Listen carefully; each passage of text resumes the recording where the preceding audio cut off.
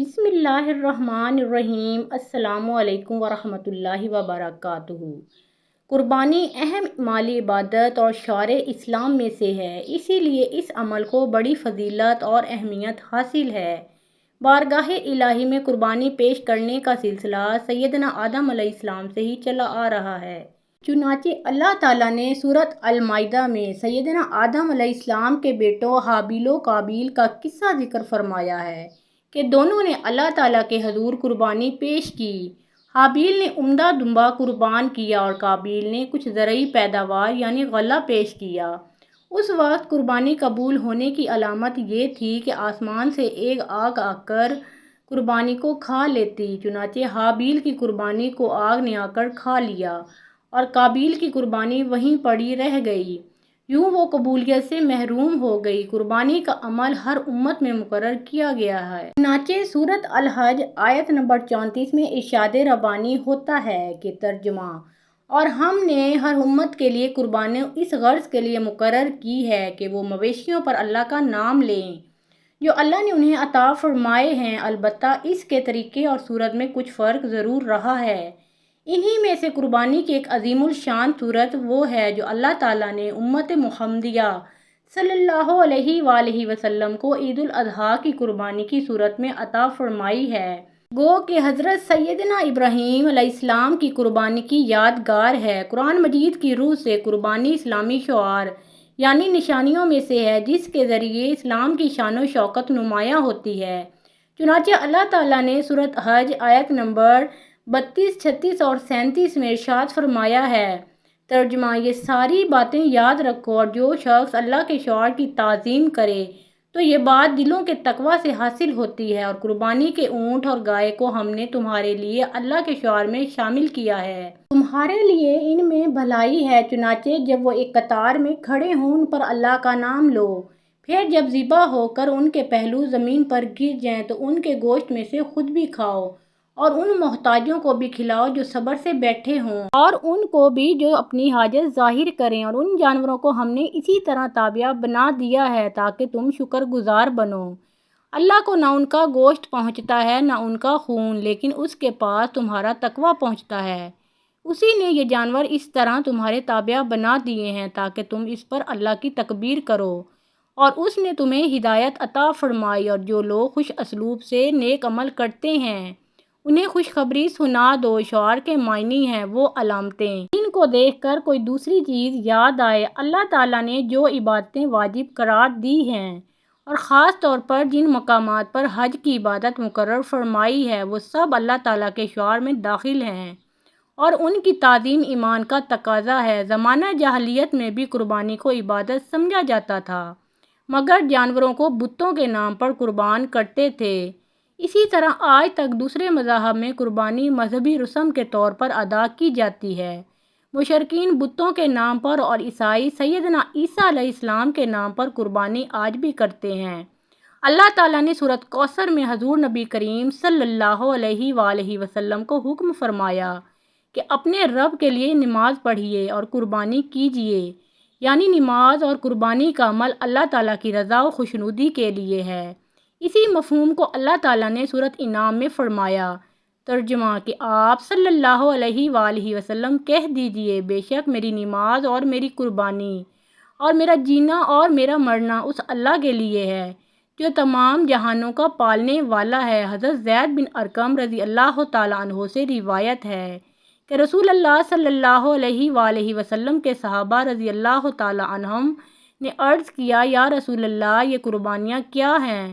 تو آپ صلی اللہ علیہ وآلہ وسلم نے فرمایا، تمہارے باپ ابراہیم علیہ السلام کی سنت ہے۔ صحابہ نے عرض کیا، یا رسول اللہ صلی اللہ علیہ وآلہ وسلم، ان قربانیوں کے بدلے میں ہمیں کیا ملے گا؟ تو فرمایا، ہر بال کے بدلہ ایک نیکی۔ عرض کیا، اور اون؟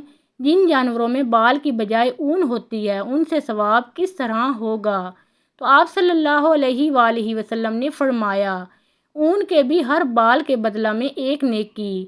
حضرت عبداللہ رضی اللہ تعالیٰ عنہ سے روایت ہے کہ حضور نبی کریم صلی اللہ علیہ وآلہ وسلم 10 سال مدینہ میں مقیم رہے اور ہر سال قربانی فرمایا کرتے تھے۔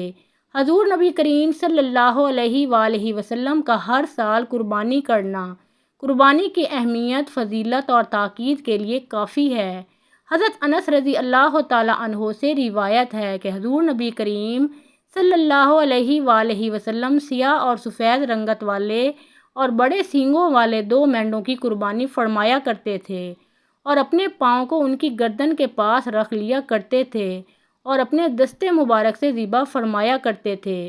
اس حدیث مبارکہ سے جہاں قربانی کی فضیلت و اہمیت واضح ہوتی ہے، وہاں پر یہ بھی معلوم ہو جاتا ہے کہ قربانی کا جانور خود اپنے ہاتھ سے ذبح کرنا افضل ہے۔ قربانی کے عمل کی اہمیت کا اندازہ اس سے بھی بخوبی لگایا جا سکتا ہے کہ حضور نبی کریم صلی اللہ علیہ وآلہ وسلم نے حجۃ الوداع کے موقع پر ایک وقت میں 100 اونٹوں کی قربانی فرمائی۔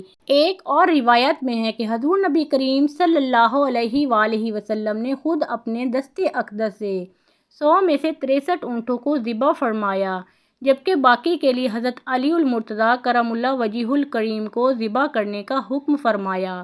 حضرت عائشہ صدیقہ رضی اللہ تعالیٰ عنہا سے روایت ہے کہ حضور نبی کریم صلی اللہ علیہ وآلہ وسلم جب قربانی کا ارادہ فرماتے تو بڑے موٹے تازے سینگوں والے سیاہ و سفید رنگت والے 2 خصی مینڈے خریدتے، ان میں سے ایک اپنے ان امتیوں کی طرف سے قربان کرتے جنہوں نے اللہ کی توحید اور آپ کی تبلیغ کی گواہی دی، اور دوسری اپنی اور اپنے اہل و عیال کی طرف سے قربان کرتے۔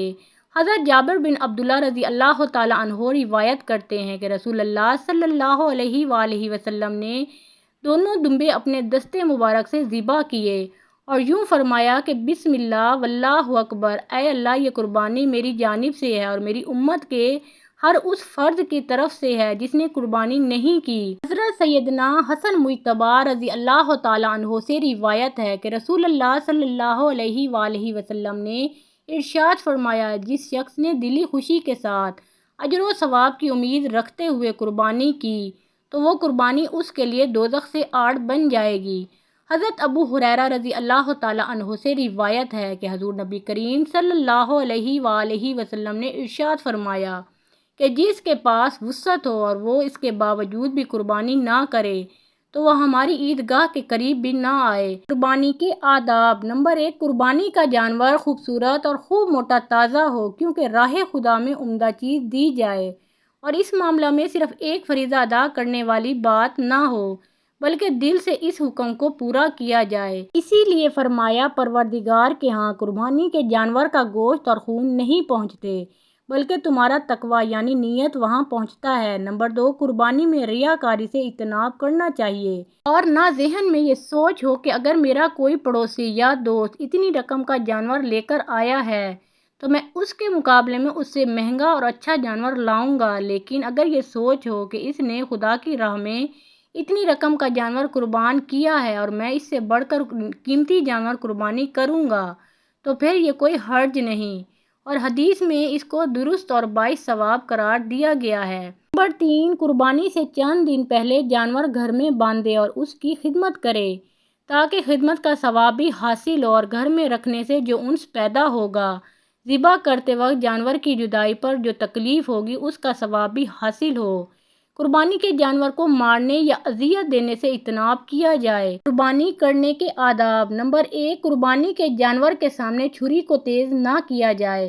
نمبر 2، قربانی کے جانور کے سامنے کسی جانور کو بھی ذبح نہ کیا جائے۔ نمبر 3، قربانی کرنے والا اگر اچھی طرح ذبح کرنا جانتا ہو تو خود ذبح کرے ورنہ دوسرے سے کروائے۔ نمبر 4، جانور کو قبلہ رخ لٹایا جائے اور ذبح کرنے والا بھی خود قبلہ رخ ہو، یہ سنت ہے۔ نمبر 5، بانے کے بعد یہ دعا پڑھے، اگر یہ دعا نہ پڑھ سکے تو یوں کہے، اے اللہ تیری توفیق سے تیری راہ میں قربان کر رہا ہوں، اپنے فضل سے قبول فرما اور ذخیرہ آخرت بنا۔ اے اللہ میرا مرنا، میرا جینا اور میری ساری عبادتیں صرف تیرے لیے ہیں اور تیرا کوئی بھی شریک نہیں۔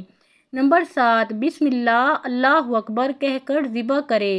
نمبر 8، ذبح کرنے کے بعد یہ دعا پڑھے، اے اللہ اپنی بارگاہ میں اسی طرح اس قربانی کو قبول فرما جس طرح تو نے اپنے حبیب حضرت محمد صلی اللہ علیہ وآلہ وسلم سے اور اپنے خلیل حضرت ابراہیم علیہ السلام سے قبول فرمایا۔ نمبر 9، ذبح کرنے کے فوراً بعد کھال نہ اتارے بلکہ جسم کے ساکن اور ٹھنڈا ہونے کا انتظار کرے۔